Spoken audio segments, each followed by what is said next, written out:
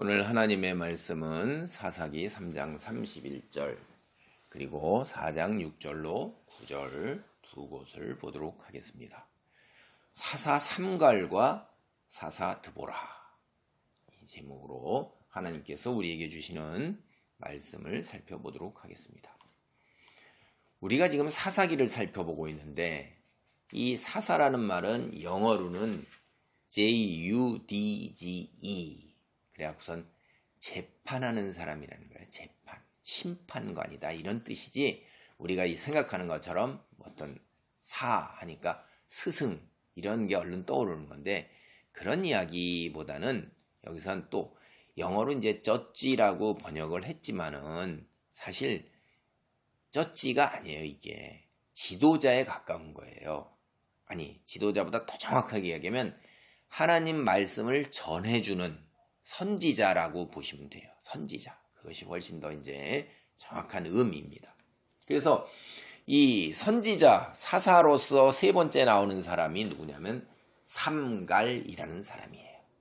사사기를 보면 12명의 사사가 나오고 있어요. 이게 상징적으로 12는 여러분 무엇을 상징하는지 금방 알죠. 이스라엘이 몇 지파예요? 12지파예요. 그래서 사사기에 이 사사가 6명이 나와요. 오늘 보는 드보라 이런 사람들이 이렇게 해가지고 우리가 앞서 살펴봤던 에훗도 있었고, 그렇죠? 온니엘도 있었어요. 이런 사람의 이야기는 기따르게 나옵니다. 근데 오늘 3장 31절 보세요. 사사인데 단 한 줄 나와요. 이런 사사를 우리는 작은 사사 이렇게 이제 부를 수가 있고, 그러면 작은 사사 말고 큰 사사, 큰 인물 이런 사람이 6명이에요. 그래서 6 더하기 6해서 12 이렇게 하고 12명의 사사가 나오고 있는데, 하나님 참 묘하신 거예요. 이게 다 상징이고 은유고 비유예요. 사사 삼갈, 작은 사사에 속한다고. 그에게 관한 이야기 단 한 줄인데 3장 31절 보겠습니다. 에훗 후에는 아낫의 아들 삼갈이 있어 소모는 막대기로 블레셋 사람 600명을 죽였고 그도 이스라엘을 구원하였더라. 이렇게 나와요. 여러분, 에훗은 누구예요? 사사는 사사인데 독불 장군이란 말이에요. 혼자서 한단 말이에요. 혼자, 자기 혼자 다 꾸미고 준비하고 가서 실행하고 이렇게 했던 사람이 에훗이에요. 그래서 혼자서 거짓과 속임수로 이스라엘 자손을 이제 구원을 했다 이 말이죠. 근데 삼갈도 오늘 본문을 보면 에훗하고 비슷해요. 혼자서 하는 거예요. 혼자서. 뭘로요? 소모는 막대기. 이거 이제 원래 의미가 뭐냐면 농기구예요. 농기구를 이용해서 이스라엘 자손의 적을 물리치는 것입니다. 우리가 성경을 이렇게 쭉 보면 블레셋 사람들이 이 다른 사람이나 이런 주변에 있는 사람들의 저기를 무기를 갖는 걸 허용하지 않아요. 그래서 뒤에다가 성경을 읽다 보면 이스라엘 사람들은 그 창이나 칼은 당연히 없고요. 그냥 호미, 괭이, 낫 이런 거 하려고 그러면 블레셋 사람에게 가서 그걸 갖다가 다듬고 뭐 하고 그랬어야 돼요. 그만큼 그들에게 허용을 안 했어요. 그래서 소모는 막대기 하나 가지고선 블레셋 사람을 600명을 죽였다. 자, 이게 가능해요? 상식적으로 여러분 이거 받아들이기 어려운 얘기입니다. 이런 얘기는. 성경의 얘기가 그래서 믿기가 어려운 거예요. 어떻게 막대기로 600명을 때려 죽여요? 말이 안 되는 얘기죠. 자, 그 다음에 오늘 또 보면 삼갈이 누구냐면 아낫의 아들이라고 나와요. 아낫의 아들. 아낫이 누구냐면 여기 보면 여러분 가나안 족속이 섬기는 이방신들의 대표적인 사람이 바알과 아세라, 아스다롯 이런 거죠. 그러니까 이 바알신의 아내 이름이 누구냐면 아낫이에요. 아낫. 여러분 이렇게 아낫, 아스다롯 이런 거 다 살짝 변형된 게 주변의 민족이 누구냐에 따라서 부르는 이름이 언어가 다 살짝 달라서 살짝 다른 건데 다 같은 거예요. 바알신의 아내예요. 아낫은 누구냐면 전쟁의 여신이에요. 이때 당대. 예수님이 오시기 12세기 전에 가나안 군인들, 이것도 특별히 가나안에 용병이 일찍부터 있었어요. 그러니까 자기의 그 힘을 월급을 주는 데 속해 가서 섬기면서 돈을 받고 월급으로 군인 노릇을 했던 용병들이 가장 많이 섬겼던 우상신이 아낫이에요. 전쟁의 여신이니까. 전쟁의 여신이니까. 그래서 이 전쟁의 여신 아낫, 이 이름이 이집트까지도 알려지고 이집트의 사람들이 얼마나 많은 우상들을 섬겼습니까? 이집트에서도 아낫을 전쟁의 여신으로 자기네들도 섬겼던 때가 있어요. 그리고 때로는 아낫을 왕 바로를 보호하는 신으로 섬기기도 했어요. 바로를 보호하는 신으로 섬기기도 했어요. 그런데 여기서 우리가 중요한 걸 생각해 봐야 돼요. 삼갈이 뭐라고 불려요? 아낫의 아들이라고 불려요. 이게 말이 됩니까 이게? 성경에 나오는 사람이 하나님의 아들이라고 불러야 되니 여호와의 아들이라고 불려야 되는데 아니 바알의 아내의 이름으로 아낫의 아들, 오늘날 우리가 치면 뭐라고 불러야 되냐면 무당의 아들이라 불리는 삼갈, 뭐 이렇게 되는 거예요. 아니 그럼 우리 그리스도인이 볼 때 무당의 아들이라 불리는 삼갈이 그리스도인을 억압으로부터 구해냈다, 이렇게 성경에 쓰여 있는 거예요. 아니 이게 말이 되는 얘기입니까? 참 우리가 머리로 잘 이해가 되지 않죠. 삼갈, 가나안 족속들이 섬겼던 전쟁의 여신 아낫을 숭배했던 자라는 거예요. 그러니까 그거의 아들이라고 하는 거죠. 이런 일은 흔해요. 왕들이 아무 신의 후손이요, 그 신의 이름을 빌어서 이렇게 거기다 넣고 이름을 짓는 일들이 많았단 말이에요. 그래서 여기서 우리는 삼갈이 뭐예요? 이스라엘 사람이 아니라는 거예요. 삼갈이. 하나님께서 이스라엘 사람이 아닌 사람을 갖다가 동원해서 이스라엘의 적인 블레셋 사람을 600명이나 죽이게 만들고 이스라엘 자손을 구원해서 이스라엘 자손이 한동안 평온을 누리게 하시는 거예요. 삼갈 자신은 자기도 모르는 사이에, 자기가 사사라고 의식도 안 하는 거예요. 이거 자기도 모르는 사이에 하나님 손에 붙들려서 이스라엘 자손을 구원하는 하나님의 사람으로 쓰임을 받은 거예요. 하나님의 손에 붙들린 도구죠. 어떤 거예요? 우리가 그래서 이런 얘기죠. 하나님의 손에 붙들린 도구로서 우리가 쓰임 받기를 원하나이다. 그 도구가 뭐예요? 이 삼갈이 소문은 막대기로 블레셋 사람 600명을 죽였다. 이방인임에도 불구하고. 근데 이방인이 이스라엘 자손의 유익을 위해서 무엇인가 하나님 손에 붙들려서 하나님의 사람으로 쓰임을 받은 일들이 성경에는 여러 차례 나와요. 여러분 대표적인 거 우리가 생각해 볼 수 있는 게 바로 여호수아서에 나오는 여리고성의 기생 라합이에요. 이방인입니다. 그 다음에 우리가 뒤에 나오면 이제 드보라, 사사 드보라 여선지자 얘기가 나올 때 겐족 속의 이방 여인 야엘이 또 이런 경우로 나오고 있어요. 그리고 크게 나오는 사람이 누구냐면 룻기예요. 룻기는 여러분 금방 보면 룻은 이방 여인입니다. 근데 자기의 시어머니 나오미의 노후가 룻으로 인해서 평안하게 되는 거예요. 이스라엘 민족 전체에서는 룻으로 인해서 다윗 왕가가 등장할 수 있도록 어떻게 돼요? 혈통이 이어지는 거예요. 가문이 세워지는 겁니다. 이게.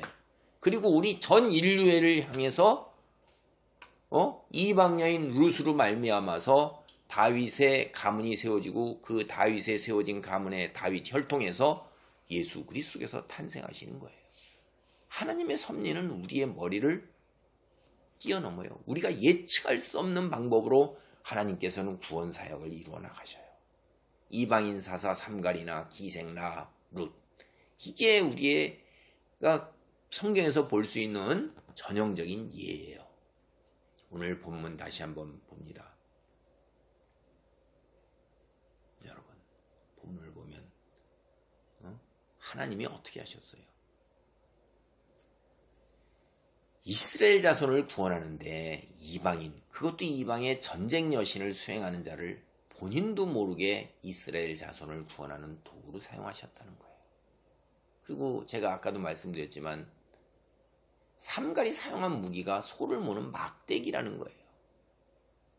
메소포타미아 지방, 고대 근동 이런데 이미 기원전 13세기경에 철기 시대가 시작되었어요. 철기 시대가 완전히 정착된 걸로 역사적으로 이제 알려져 있어요. 당대의 이 블레셋 사람들은 철로 만든 예리한 칼이나 창 이걸로 무장한 용맹한 전사들이에요.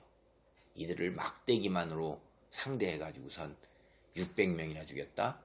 상식으로 납득이 안 되는 얘기입니다. 하나님께서 인류 구원을 위해 일하시는 방법 우리가 얼마나 알고 있을까요? 얼마나 우리가 하나님을 믿고 의지하고 순종하고 있어요?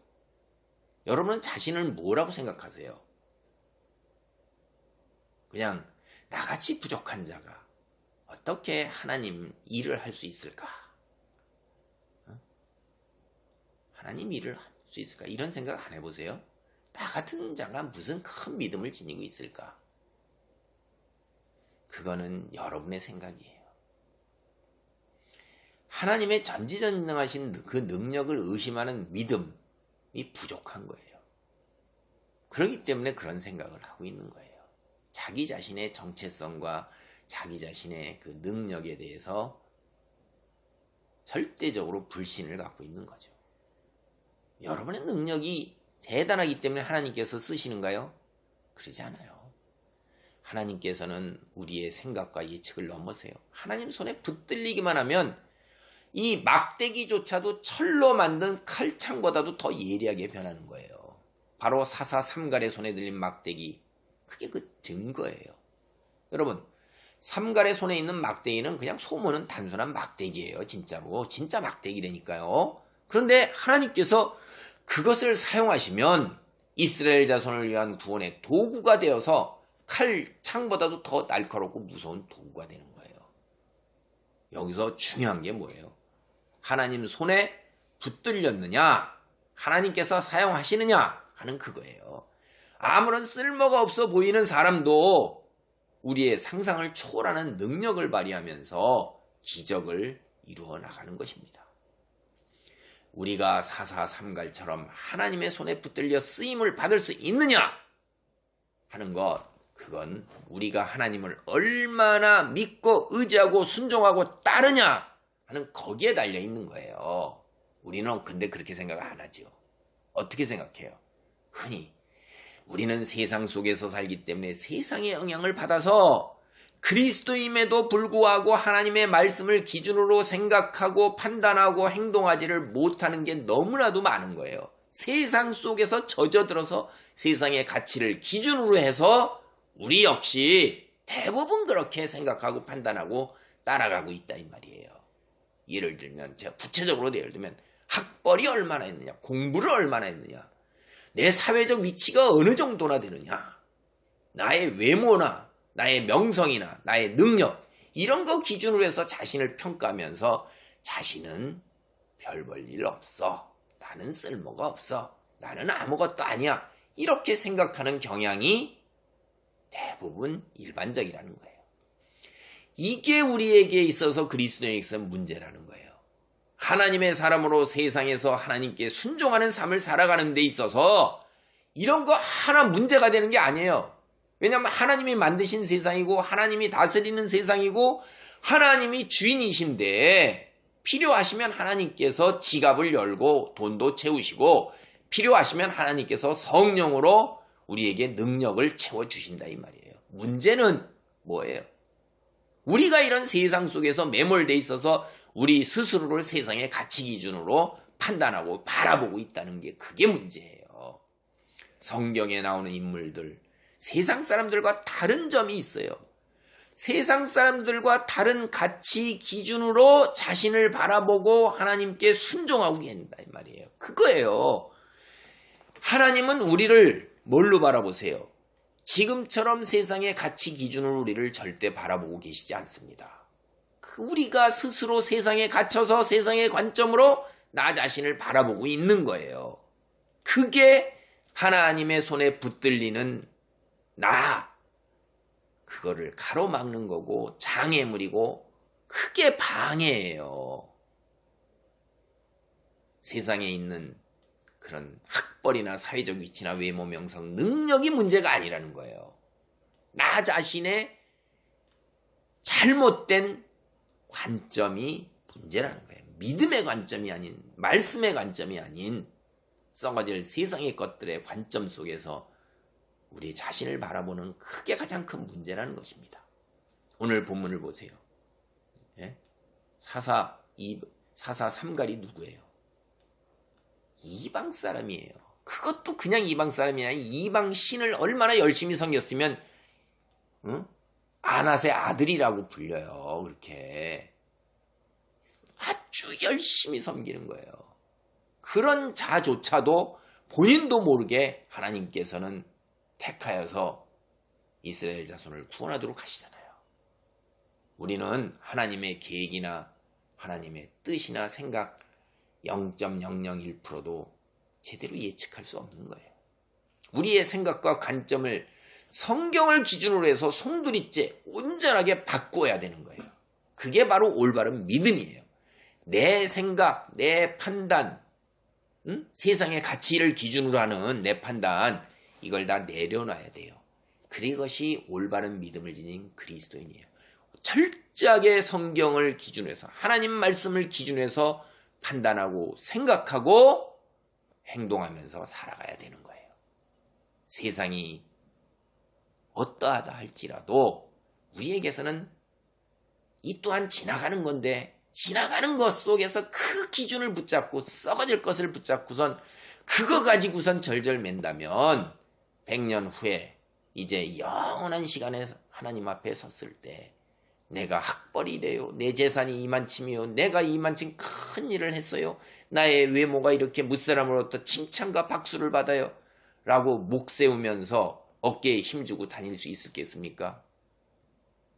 얼만큼 열심히 여러분이 하나님 말씀을 읽고 기도하고 예배에 참석하고 하나님 말씀대로 살고자 노심초사하면서 애를 썼는가 하는 것들이 하나님 나라에서 영원히 살아갈 때 여러분의 머리에 면류관이요 빛나는 별이요 어깨에 훈장이요 가슴에 여러분의 영광스러운 이름으로 드러나는 거예요. 성경은 그렇게 얘기를 하고 있어요. 여러분 너무나 잘 아시잖아요. 여러분이 쌓았던 것, 금이라고 생각해서 쌓았던 것 알고 봤더니 지푸라기였다. 마지막 시련 때 하나님 앞에 설 때 불같은 시련 속에서 다 타나 없어져 버리고 재가 되는데 정금 같은 믿음만 반짝반짝 빛나면서 불순물이 없어져서 더 반짝반짝 빛나면서 늘 함께 있는 겁니다. 자, 잘 생각해 보세요. 그 다음에 이제 오늘 본문 4장 6절로부터 9절 여기를 중심으로 살펴보는데 작은 사사 삼갈에 이어서 바로 등장하고 있는 네 번째 사사가 여선지자 드보라예요. 드보라에 관한 이야기는 성경에서 그렇게 드물게 나오는 거예요. 2번 연속해서 붙어서 나오는 이야기. 이건 굉장히 드뭅니다. 먼저 이야기체로 4장에 거쳐서 다 나와요. 그리고 드보라의 이야기가 같은 이야기가 이제 5장에서 이어서 시가체 이걸로 나오고 있어요. 사사기 전체에 걸친 드보라 한 장을 다 차지하고 있는 이야기체 오늘은 여기를 중심으로 살펴보고자 합니다. 먼저 사사기 4장 1절로 3절을 보면 에훗이 죽자 이스라엘 자손은 여호와의 목전에 또다시 악을 행하는 거예요. 여러분 벌써 우리도 여러 번 반복하죠. 이제 벌써 세 번째예요. 큰 사사만. 그래서 이제 이스라엘 자손 사사 나올 때 이야기가 4단계로 구성되어 있다는 거 우리는 이제 머릿속에 알아요. 첫째 단계가 하나님께 악을 행하는 거고 둘째 단계가 그 악에 행한 하나님의 심판 죄값으로 이방의 지배를 받는 거 이제 알아요. 이스라엘 자손이 이방 가나안 족속 야빈 왕의 학대로 20년 동안 심한 고통 속에 있는 거예요. 심한 학대에 견디다 못한 이스라엘 자손이 울부짖습니다. 똑같이 반복되죠. 하나님께서는 어떻게 하셔요? 그러면 이스라엘 자손을 구원하시기 위해서 여선지자 드보라를 이제 어떻게 하셔요? 예, 사사로 세우시는 겁니다. 그래서 근데 여선지자 사사는 우리가 성경을 보면 어떻게 돼 있어요? 이미 벌써 사사가 되어서 이스라엘 전체에 이름이 널리 알려져 있습니다. 그게 사사기 4장과 5절을 보면 알 수가 있어요. 여기에 우리는 두 가지 놀라운 사실을 깨달아야 되는 거예요. 첫째, 선지자가 여자라는 사실이에요. 둘째, 그 여선지자 드보라가 재판관이라는 거예요. 드보라가 그 이름이 벌 혹은 꿀벌이라는 뜻이에요, 이게. 그런데 여러분이 드보라, 아이고 어디서 들었네 생각나시죠? 네, 맞습니다. 창세기 35장 8절을 보면 이삭의 아내 리브가 유모 이름이 바로 드보라예요. 여러분, 첫째 선지자가 여자라는 사실, 이거 대단히 놀라운 사실이에요. 고대 근동사회, 남성 중심의 사회입니다. 이 지역은 오늘날도 여전히 남성 중심의 사회예요. 사실은 이 지역뿐만이 아니라 기독교가 들어가 가지고서 좀 깨어있게 된, 의식적으로 깨어있게 된 사람다운 품격을 지니게 된 사회 외에는 여자가 어디서 제 위치를 차지하고 있어요? 여러분 한번 보세요. 아프리카가 그렇습니까? 중동이 그렇습니까? 남아메리카가 그렇습니까? 우리나라 기독교가 들어오기 이전의 세월에 여자의 위치가 조선시대에 뭐가 있어요. 그런데 그렇게 폐쇄적인 사회 속에서 남성 중심의 폐쇄적 사회에 여자가 선지자라는 거, 이거 대단한 거예요. 너무너무 혁명적인 거고 너무너무 예외적인 거라는 거예요. 사회 정서적인 관점에서 볼 때 여자가 사사라는 것은 고대뿐 아니라 오늘날 그 근동 지역에서, 이슬람 지역에서 너무너무 예외적인 거예요. 사실 성경도 여러분 잘 보세요. 드보라를 제외하면 여자가 선지자로 등장하는 일을 찾기가 그렇게 쉽지가 않아요. 이제 또 한 가지 놀라운 사실, 사사라는 것은 제가 시작할 때 말씀을 드렸어요. 영어로는 쩌찌라고 돼 있지만은 사실은 하나님 말씀을 대언하는 역할을 수행하는 통로예요. 하나님이 이렇게 말씀하셨다 이렇게 하고 스피커 같이 막 전하는 거예요. 그런데 여선지자 드보라는 그거를 넘어서서 재판관의 역할까지 하고 있어요. 본문을 보면요, 이스라엘에 거하는 모든 사람들이 재판을 받을 일이 있으면 드보라에게 나와서 드보라까지 찾아오는 거예요. 드보라는 어디 있어요? 에브라임 산지 종려나무 아래에 살고 있어요. 근데 야, 우리 드보라에게 가서 재판을 받자. 네가 오느냐 내가 오느냐 이러면 드보라를 찾아와서 오는 거예요. 얼마나 많은 시간을 걸어서 거기까지 찾아와야겠어요? 사흘이고 나흘이고 일주일이고 걸어서 재판받기 위해서 찾아오는 것입니다. 재판을 맡는 재판관이 뭐예요? 최종적으로 옳고 그름을 내려주고 그 사람이 얘기하면 그것이 끝이잖아요. 통치자인 것입니다. 재판관은. 그 사람의 말에 순종하고 다 그 사람의 판단에 그대로 받아들이고 순종하는 거예요. 자, 오늘 본문 사사기 6장으로부터 9절입니다. 드보라가 사람을 보내어 아비노함의 아들 바락을 납달리 게데스에서 불러다가 그에게 이르되 이스라엘의 하나님 여호와께서 이같이 명령하지 아니하셨느냐? 너는 납달리 자손과 스불론 자손 10,000명을 거느리고 다볼산으로 가라. 내가 야빈의 군대장관 시스라와 그의 병거들과 그의 무리를 기손강으로 이끌어 내게 이르게 하고 그를 내 손에 넘겨주리라 하셨느니라.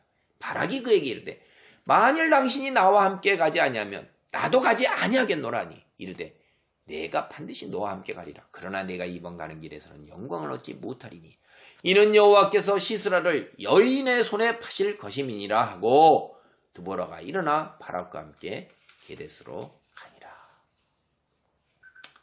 여러분, 가나안 야빈 왕의 심한 학대, 여기 야빈이라는 것은 바로 아비멜렉 이런 것처럼 그 통치자 왕을 지칭하는 거예요. 우리로 치면 대왕 뭐 이런 정도로 생각하시면 돼요. 사람의 이름이 아닙니다. 심한 학대로 이스라엘 자손이 이제 하나님께 부르짖는 거예요. 그러자 여선지자 드보라를 하나님께서 이스라엘 자손을 구원하시는 그 계획을 전달하는 통로로만 사용하셨어요. 이게 무슨 얘기예요? 잘 보세요. 드보라는 선지자 역할을 하고 재판관의 역할을 했지만은 여기 사사기에 나오는 다른 사사들하고 달라요. 자신이 직접 이스라엘 자손을 이끌고 전쟁터에 나가서 지도자로서 장군으로서 장수로서 구원자 역할을 하지 않았어요. 대신 이름이 이제 벼락 혹은 천둥이라는 뜻을 가진 바락, 이 사람을 장군, 지도자, 구원자로 세웠어요. 그래서 드보라는 바락에게 하나님의 명령을 전달했어요. 그런데 바락은 어때요? 참 이게 답답한 거예요, 여러분. 그런 바락을 하나님께서는 그래도 여전히 사용하셨다는 거예요. 순종하지 아니했습니다.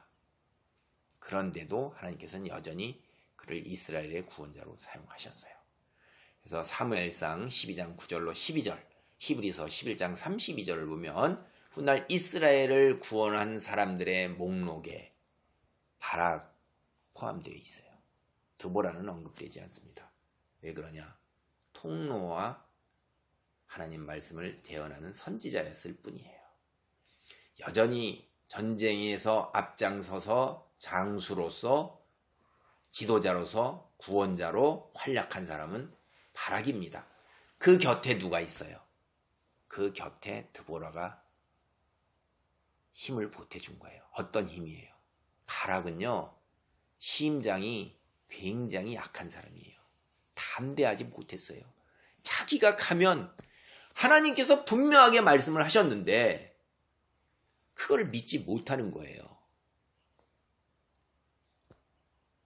믿지 못하고 불안하고 두려운 거예요. 옆에 하나님의 사람 드보라가 내 옆에 있어야지만 하나님의 권능이 그대로 행사될 거라는 이러한 생각이 굉장히 강한 거예요. 이거요, 뭐죠? 현실적으로 이거 다 우리 그래요. 현실적으로. 여러분 대단히 재밌는 이야기들이 있어요. 보면 누군가와 옆에 있어서 능력 있는 사람이 함께하면 내가 굉장히 든든하죠. 근데 그 사람이 나에게 힘을 보태줘서 사자로 대사로 파견해서 가라. 그럼 혼자 갔을 때 굉장히 불편하고 힘들죠.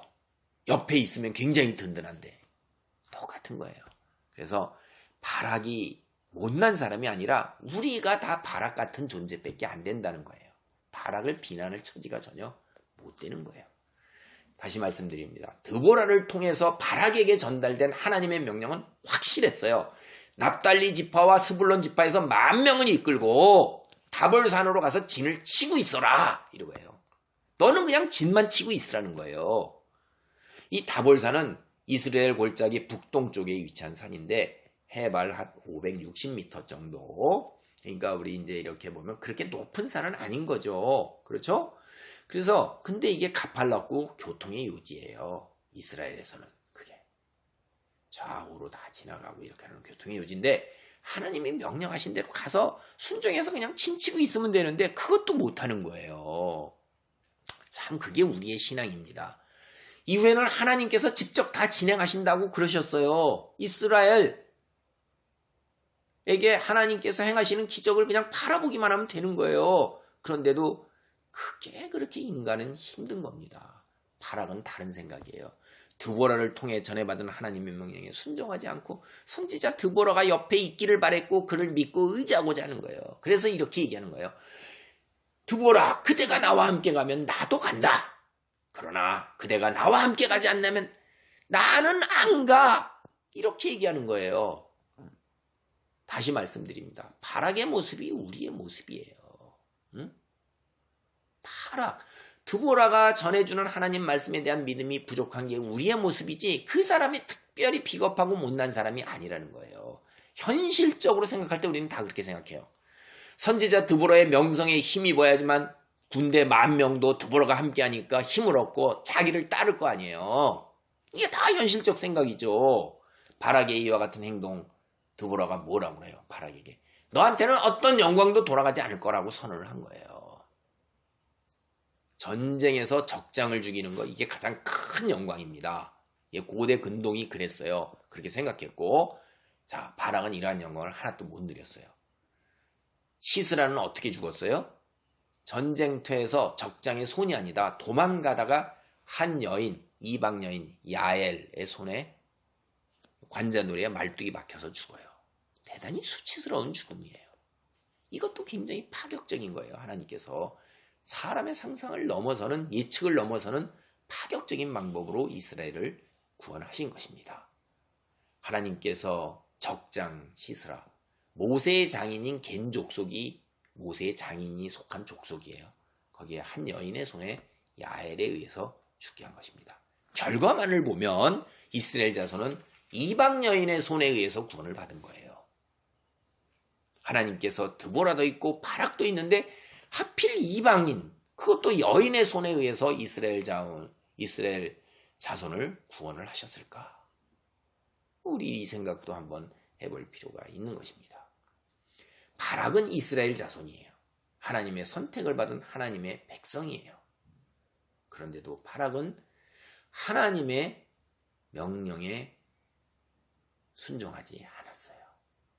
하나님께서 당신이 선택한 사람, 하나님의 말씀 믿고 따르지 않을 경우에 다른 사람을 세워서 하나님의 구원 역사를 이루어 가셔요. 당신이 순종하지 않는다 해서 하나님의 뜻이 이루어지지 않는 건 아니고요. 그 영광을 자기는 못 누리는 것입니다.